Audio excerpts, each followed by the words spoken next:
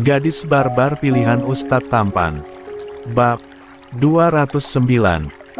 Setelah dipikir-pikir lagi, Jasmine pernah berkata jika dia memiliki tugas kuliah yang mengharuskannya untuk pergi ke negara lain untuk penelitian. Tunggu, jangan bilang Jasmine memilih negara Amerika. Dan sekarang dia berada di bagian New Yorknya. Tempat di mana ia berada sekarang.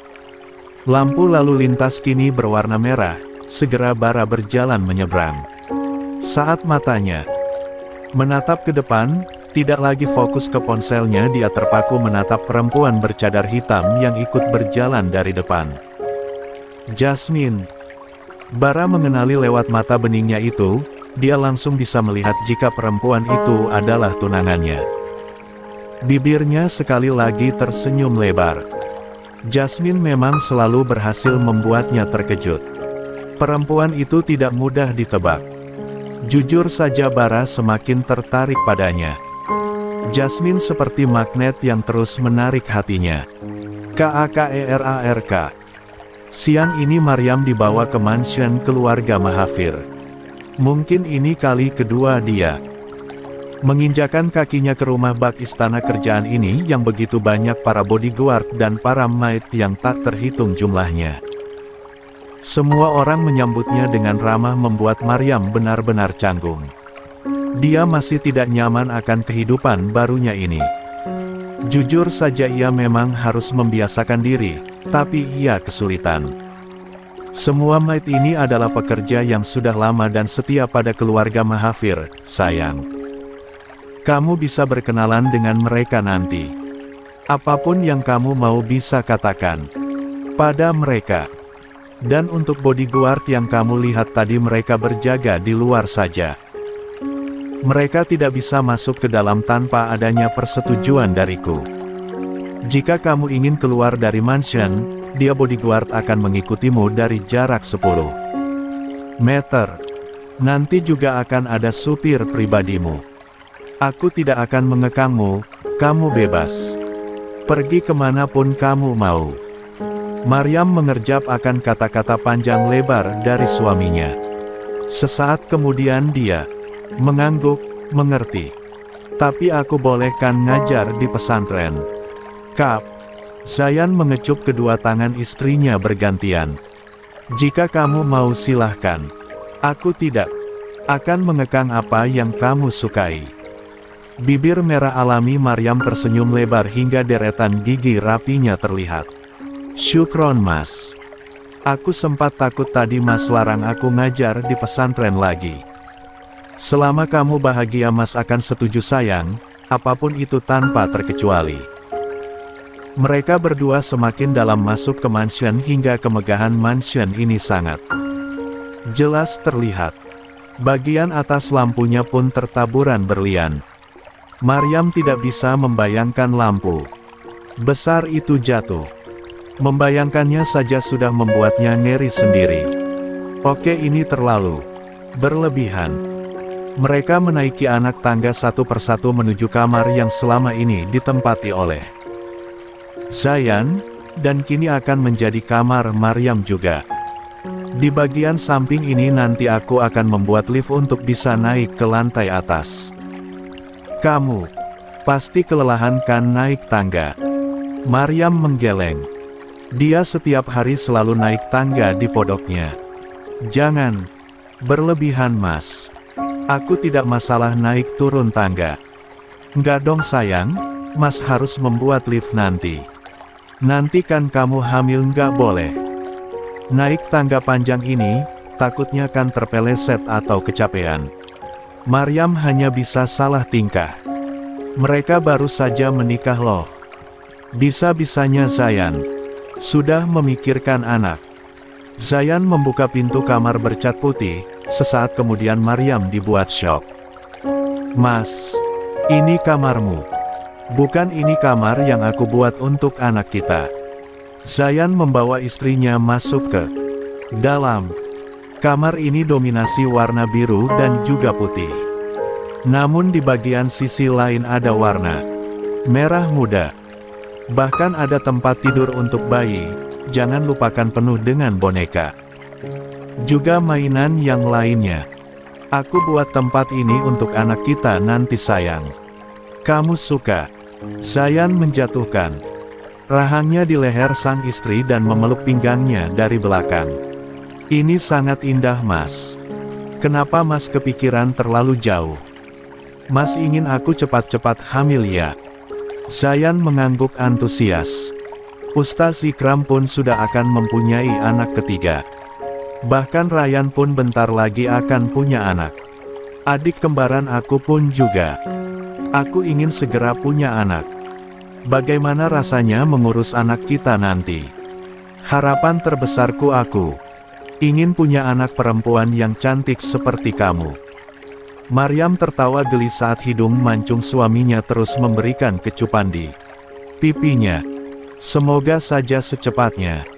Tapi jangan terlalu berharap Mas, aku takut membuatmu kecewa. Iya sayang. Tapi Mas ini kamar untuk bayi terlalu luas loh. Dan juga aku nggak kepikiran nanti bakalan pisah kamar sama anak kita. Pasnya anak itu pisah kamar sama orang tuanya saat mereka berusia 5 tahunan. Zayan mengerjap bingung. Iyakah? Tapi Mas waktu kecil saat usia 1 tahun punya kamar sendiri, kata Birani. Dan ada CCTV juga untuk memantau. Serius setahun? Iya sayang. Maryam cukup terkejut, tapi dia ingat jika orang tua suaminya dulunya begitu sibuk. Apalagi Mahesa. Zayan kini membawa istrinya ke kamarnya yang tak kalah luas. Maryam benar-benar dibuat syok sekarang sebab kamar suaminya begitu luas dan rapi. Bukan hanya itu saja, terdapat ruangan khusus pakaian, ruang sepatu, dan ruangan khusus aksesoris lainnya. Semua terpisah berdasarkan ruangan yang penuh dengan benda berharga. Kamu tidak perlu membeli pakaian lagi. Di ruang pakaian ini kamu bisa memilihnya dan ukurannya muat hanya di kamu. Dan ini ruang sepatu kita berdua. Dulu ruang sepatuku, tapi mulai sekarang kita akan berbagi. Dan ini kamar mandinya. Jika kamu ingin memakai perhiasan ada di ruangan ini. Oke, sekarang Maryam sakit mata akan kemegahan di kamar suaminya. Dia tidak bisa membayangkan sekaya apa marga Mahafir ini. Kenapa kamu diam sayang? Nggak suka ya? Mendadak mata Zayan redup. Bukan gitu, tapi ini terlalu berlebihan menurutku. Aku agak sedikit nggak nyaman.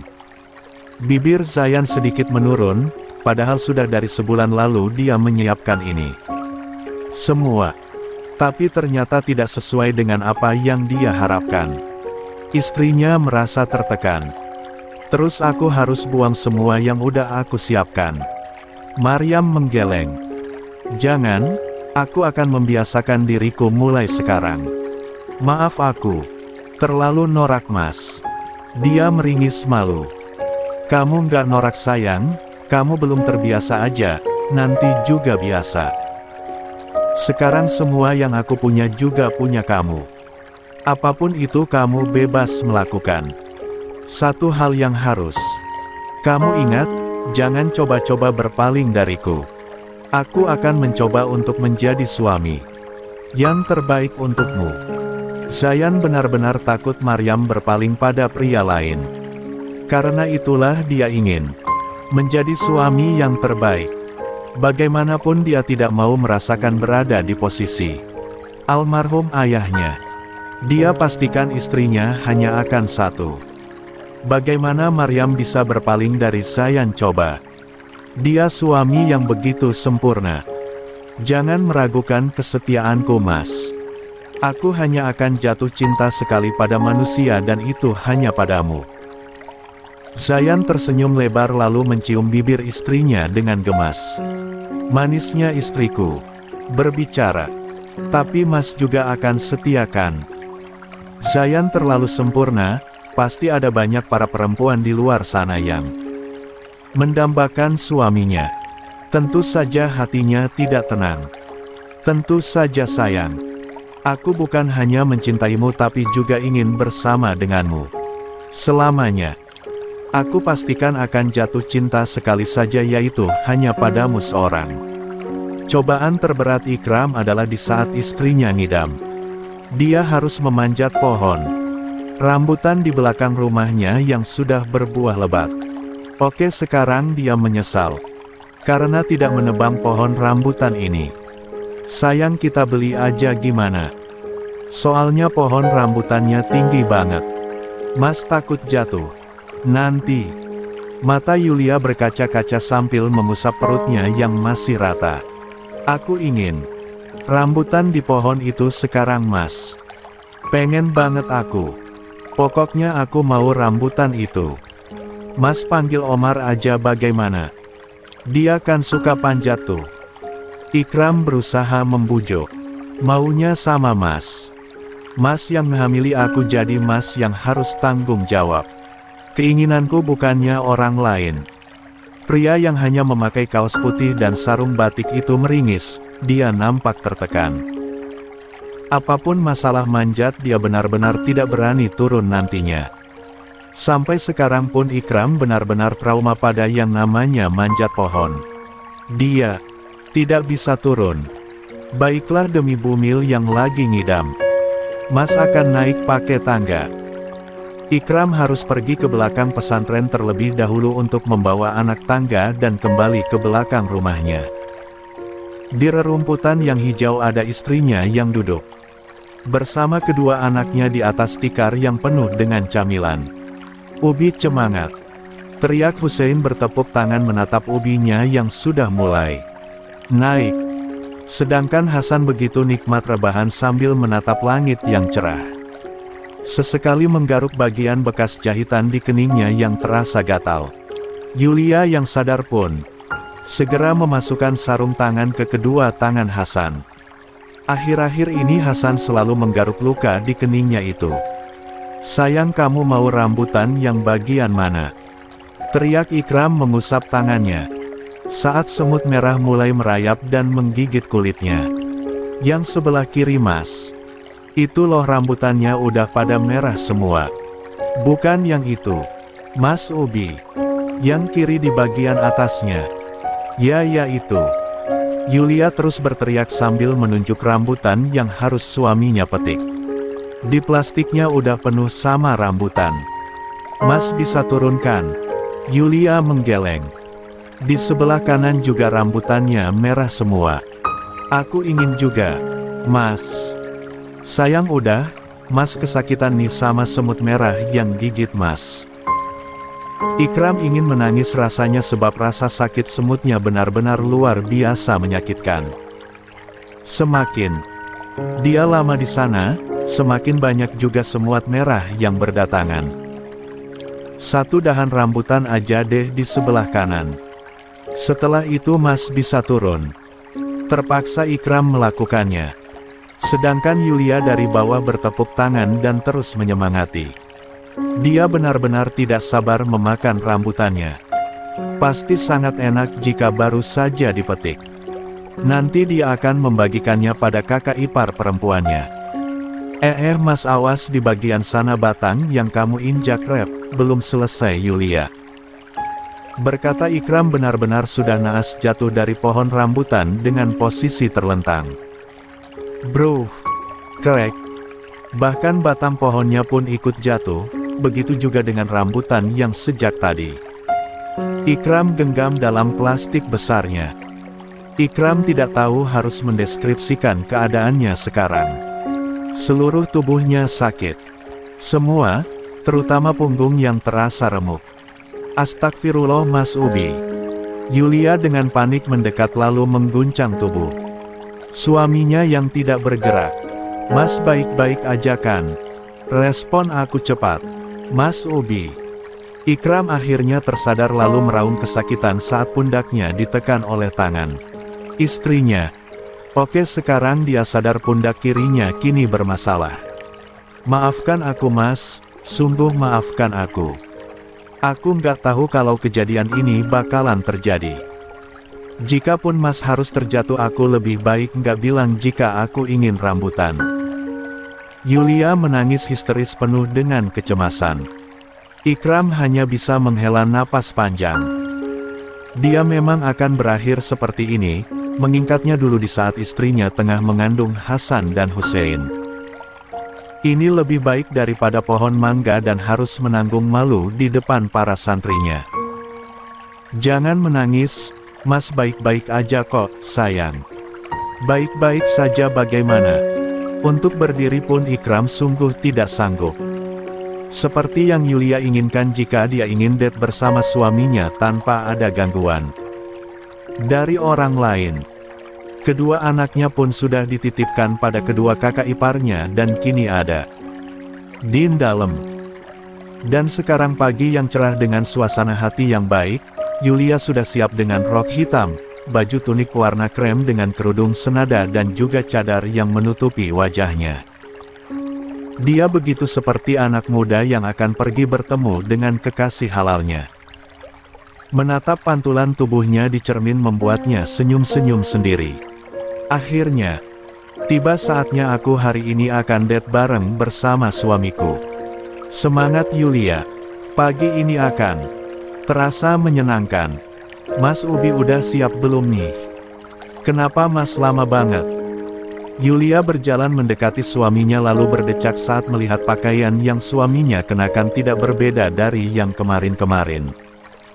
Selalu jubah putih, jika tidak pasti jubah hitam. Mas hari ini kita akan ngadate bareng, kenapa pakai pakaian kayak gini? Ganti nggak? Sekarang. Dia mendorong punggung suaminya mendekati lemari lalu membuka lemari pakaian suaminya yang kebanyakan jubah putih. Nah Mas harus pakai kemeja krim sama celana hitam biar couple kayak aku. Cepat ganti sekarang. Ikram yang selalu pasrah pun menurut tanpa banyak bicara. Nah gini kan cocok Mas. Sekarang ketampanan Mas Ubiku bertambah berkali-kali lipat. Tundukkan kepalamu mau aku cium. Dengan senang hati Ikram melakukannya, dia tersenyum tipis saat mendapatkan cium di bibirnya. Mengangkat tubuh istrinya dengan mudah lalu membawanya keluar dari kamar. Kita jalan-jalannya pakai mobil ya sayang. No, aku mau pakai motor aja Mas. Tapi Mas kan gak punya motor, sayang. Masa kita pinjam motor Kang Abdul? Enggak ya sayang, motor Kang Abdul kan harus ngegasnya cepat.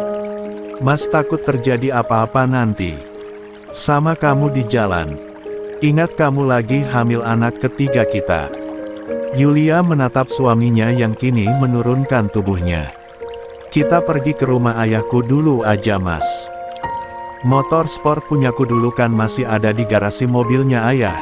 Nah kita pakai itu aja. Udah lama rasanya nggak jalan-jalan pakai motor kesayangan. Nanti Mas yang boncengin aku.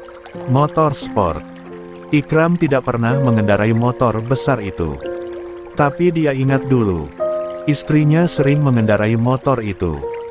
Baiklah sayang. Kita ke rumah ayahmu pakai mobil terus pergi jalan-jalan pakai motor. Lamamu dulu. Yulia jingkrak-jingkrak, dia bahkan bertepuk tangan penuh antusias seperti anak kecil. Tanpa sadar Ikram tertawa lalu memberikan kecupan di pipi putih istrinya, gemas. Kita pergi ke kajian bareng dulu Mas karena kan di jam pagi suka ada kajian di majelis at-taqwa, setelah itu ke bioskop lalu makan bareng di restoran. Terus-terus pergi ke tempat-tempat keren lainnya.